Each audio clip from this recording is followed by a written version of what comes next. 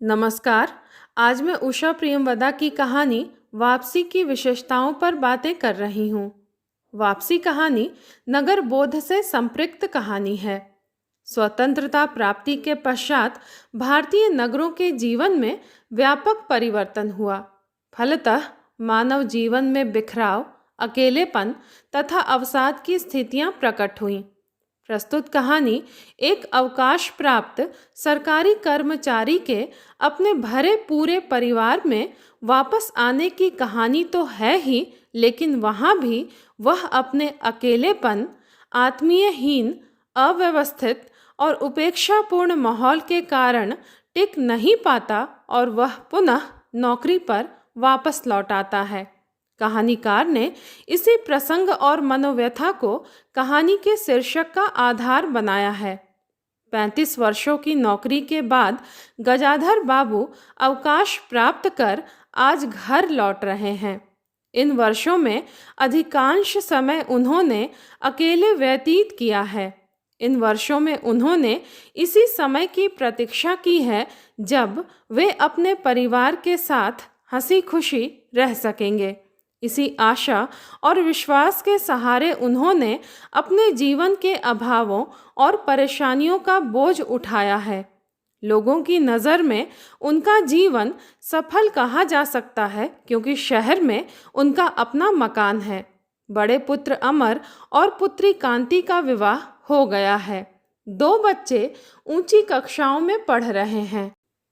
नौकरी के कारण वे प्रायः छोटे स्टेशनों पर ही रहे, परंतु बच्चों और पत्नी को उन्होंने हमेशा शहर में ही रखा, जिससे बच्चों की पढ़ाई समुचित और सुसंगत ढंग से संपन्न हो सके।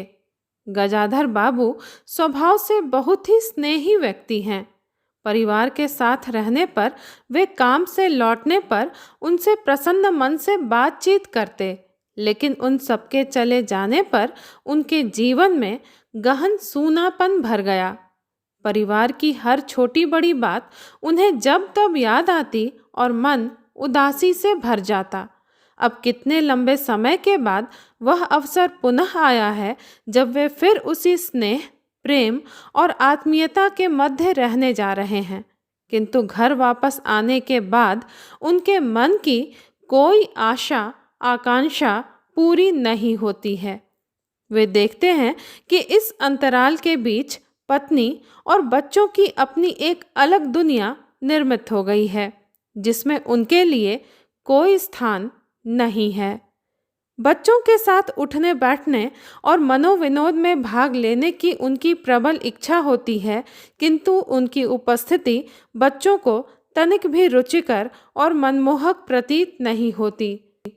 घर की अव्यवस्था और उपेक्षा के बीच जब उन्हें नियत समय पर चाय नाश्ता भी उपलब्ध नहीं होता, तब उन्हें अनायास स्टेशन का दृश्य और वहाँ का अपना नियमबद्ध और सुविधापूर्ण जीवन उनकी आंखों के समक्ष उपस्थित हो जाता है। उन्हें तब ऐसी अनुभूति होती है कि उन परायों के बीच ही उन्हें इससे अधिक सम्मान और अपनत्व प्राप्त हुआ था। घर में व्यवस्था लाने के उनके प्रयास को कोई प्रशय नहीं देता। जब किसी तरह की कोई शिकायत करनी हो तभी पत्नी उन्हें याद करती है। यदि उनसे गृह व्यवस्था संबंधी किसी प्रकार का परामर्श लिया जाता तो उन्हें कुछ हद तक संतुष्टि भी मिलती, किंतु उनसे केवल शिकायत की जाती है, जैसे परिवार की समस्त परेशानियों के लिए वही जिम्मेदार हैं। बड़ा पुत्र अमर अपने संयुक्त परिवार से अलग रहना चाहता है।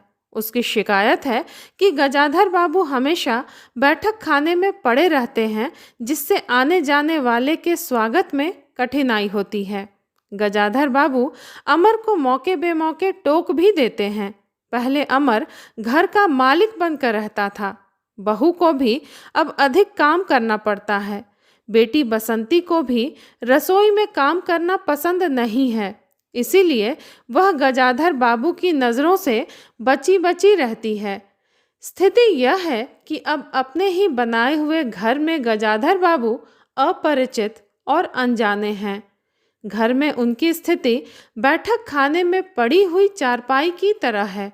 उनकी लंबी अनुपस्थिति में घर की ऐसी व्यवस्था हो चुकी है कि उसमें गजाधर बाबू के लिए कोई स्थान नहीं है।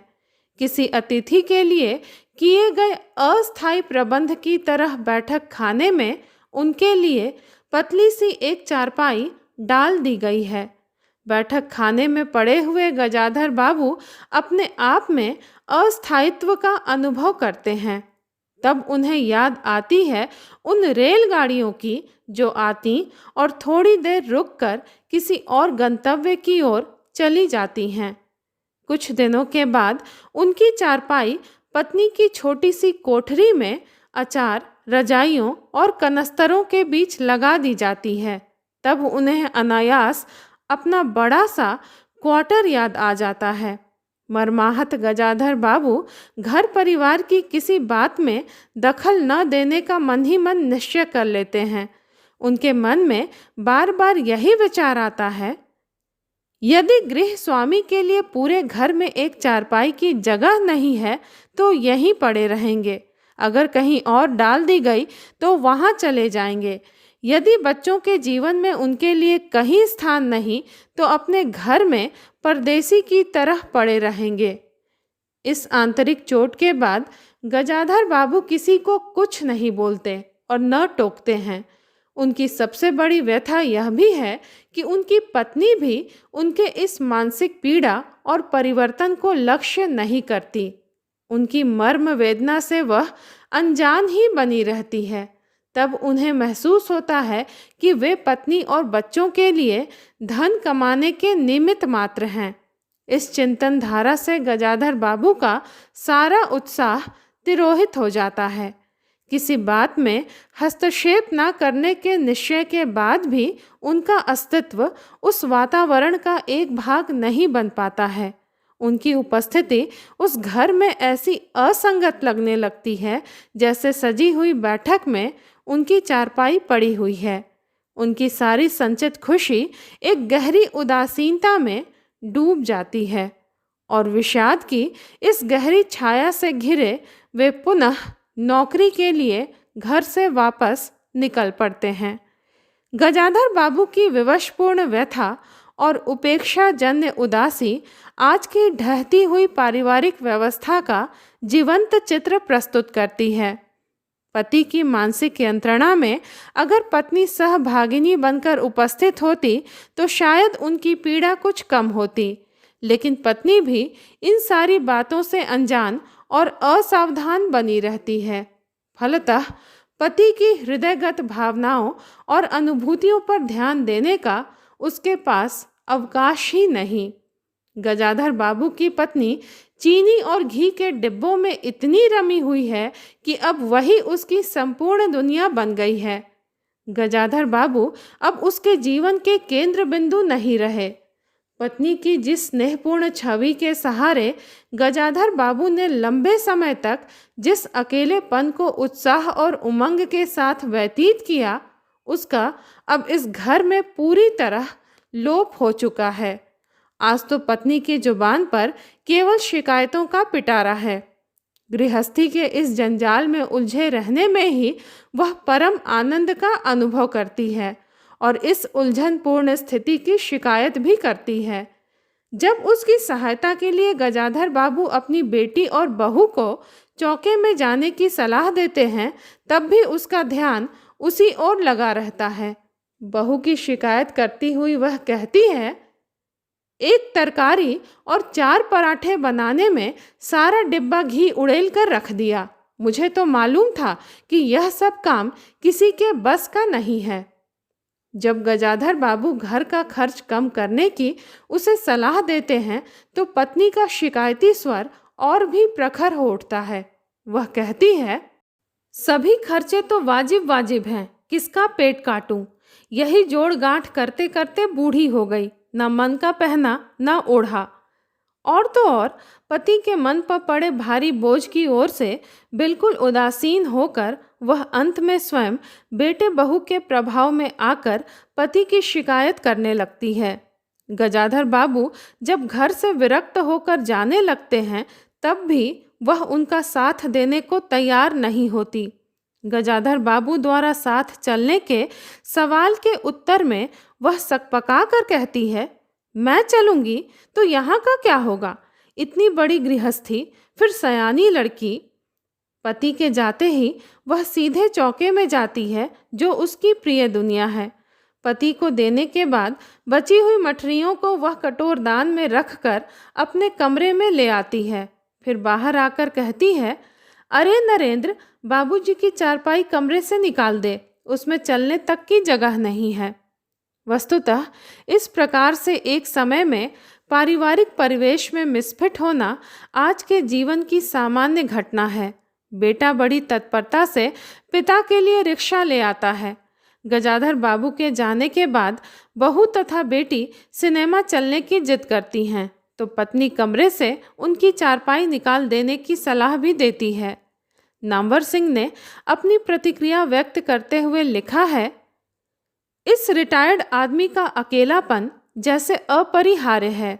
अकेलेपन से निकलना चाहते हुए भी वह फिर उसी अकेलेपन में जाने के लिए लाचार हो जाता है। और क्या यह अकेलापन एक गजाधर बाबू का ही है? क्या ऐसा नहीं लगता कि यह अकेलापन बहुत व्यापक है? ऐसा अकेलापन जो कहीं ना कहीं आज सबके अंदर मौजूद है, परंतु जिसका सहयोगी कोई निकटतर से निकटतर व्यक्ति भी नहीं हो सकता। गजाधर बाबू की वापसी पर पाठक के अंतर्मन में एक गहरी विषाद और उदासी की छाया घर कर जाती है।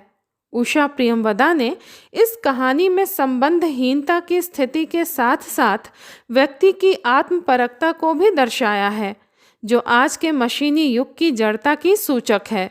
साथ ही साथ इस कहानी में नई पुरानी पीढ़ी के बीच व्याप्त अंतराल को भी दिखलाया गया है। यही कारण है कि गजाधर बाबू के नई नौकरी पर चले जाने के बाद परिवार के सभी सदस्य मुक्ति की सांस लेते हैं। कहानीकार का स्पष्ट संकेत यह भी है कि एक समय का उपयोगी व्यक्ति भी एक समय में किस प्रकार परिवार के लिए अनुपयोगी और फालतू हो जाता है, और उसकी सलाह को सिरे से खारिज भी कर दिया जाता है। आत्मनिर्भरता और स्वावलंबन के साथ साथ आधुनिकता ने एकांत सेवी जीवन को भरपूर प्रशय दिया है। फलतः परिवार में मान सम्मान, आदर और सेवा सत्कार की कमी खलने लगी है। व्यक्ति ने जिस रूप और स्थिति में लंबे वर्षों तक अपना जीवन व्यतीत किया है, उसे वही जीवन सुखद प्रतीत होता है। पत्नी सहित बाल बच्चों की दुनिया को अथवा गजाधर बाबू के एकांत प्रिय जीवन को, इन दोनों में से हम किसे दोषी अथवा निर्दोष या फिर मिसफिट माने, यह कहना और समझना अत्यंत ही कठिन है।